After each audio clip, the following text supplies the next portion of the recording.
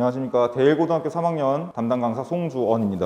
대일고등학교 중간고사 총평 시작하도록 하겠습니다. 대일고등학교 독서 과목 같은 경우에는 과목명은 독서였지만 문학과 독서가 같이 출제가 되었습니다. 독서는 객관식 14문제와 서술형 1문제, 그리고 문학은 객관식 10문제와 서술형 5문제가 출제되었습니다.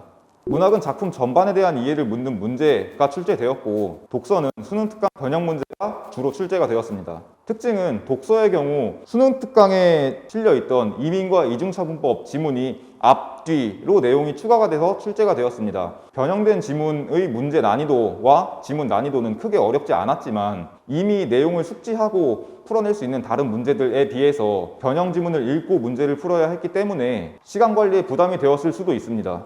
그 외에 독서 문제는 대부분 수능 특강에서 그 변형 문제와 변형 선지로 구성되었기 때문에 문제와 선지 난이도는 대체로 평이했습니다. 문학은 대체로 작품의 구절의 의미를 묻는 문제로 독서와 마찬가지로 평이했다고 판단할 수가 있습니다. 그래서 전체적인 대일고등학교 중간고사의 난이도는 중에서 중하라고 판단합니다. 가장 어려웠던 문제로는 8번 문제를 꼽을 수가 있겠습니다. 8번 문제가 어려웠던 이유는 학생들이 지문의 내용 자체도 과학 지문이기 때문에 이해하는 데 난해했을 뿐더러 보기에서 실험의 조건이 수능 특강과 달라졌기 때문에 계산하는 문제가 추가가 되어서 조금 어렵게 느껴졌을 수도 있습니다. 한번 보도록 하겠습니다. 8번, 윗글을 바탕으로 보기를 이해한 내용으로 적절하지 않은 것은? 자, 보기를 읽어보면 용액 A와 B의 점도를 측정하기 위해서 기준 액체로 물을 사용하였다. 용액 C, 즉 기준 액체인 물이 흘러내리는데 걸리는 시간은 2초였고 A와 B가 흘러내리는데 걸린 시간은 각각 1초와 6초였다. 또한 모든 용액의 온도는 40도씨로 일정했다.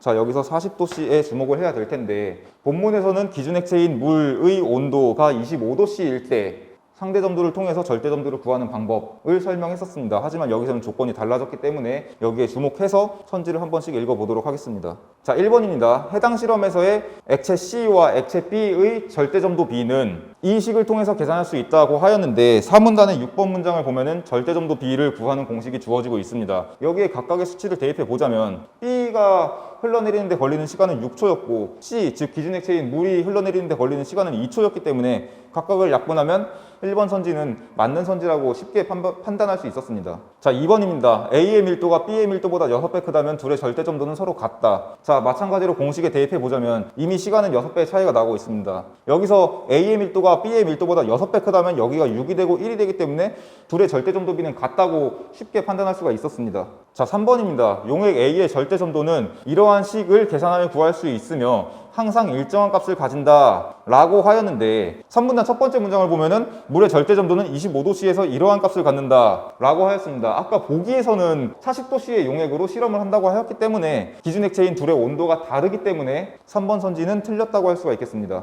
자, 4번 선지입니다. 용액 A와 용액 C의 절대 점도의 비를 구하기 위해서는 두 액체가 같은 거리를 흘러내리는데 걸린 시간을 측정해야 한다. 자, 4문단 6번째 문장을 보면 오스트발트 점도계를 이용하여 점도를 측정하는 방법의 핵심은 일정한 거리를 흘러내리는데 소요되는 시간을 측정하는 것이었기 때문에 둘의 거리는 같아야 합니다. 4번 맞는 선지가 되겠습니다. 자, 5번입니다.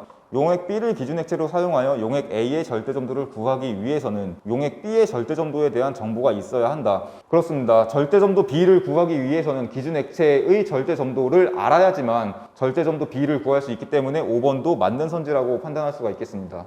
이상으로 대일고등학교 총평을 마치겠습니다. 한 가지 그 전에 당부 말씀을 드리자면 대일고등학교 이번 중간고사 시험 문제 같은 경우에는 문제 수 대비 지문의 수가 조금 많은 편이라고 할 수가 있겠습니다. 따라서 지문의 내용이 숙지가 되지 않은 학생들 같은 경우에는 지문의 내용을 다 읽고 문제를 풀어야 했기 때문에 시간 분배에 어려움을 겪을 수 있었습니다. 따라서 기말고사를 잘 보기 위해서는 문학과 비문학 모두 지문의 내용을 숙지한 상태에서 시험을 볼 수 있도록 공부하는 것이 중요하다고 생각됩니다. 이상입니다.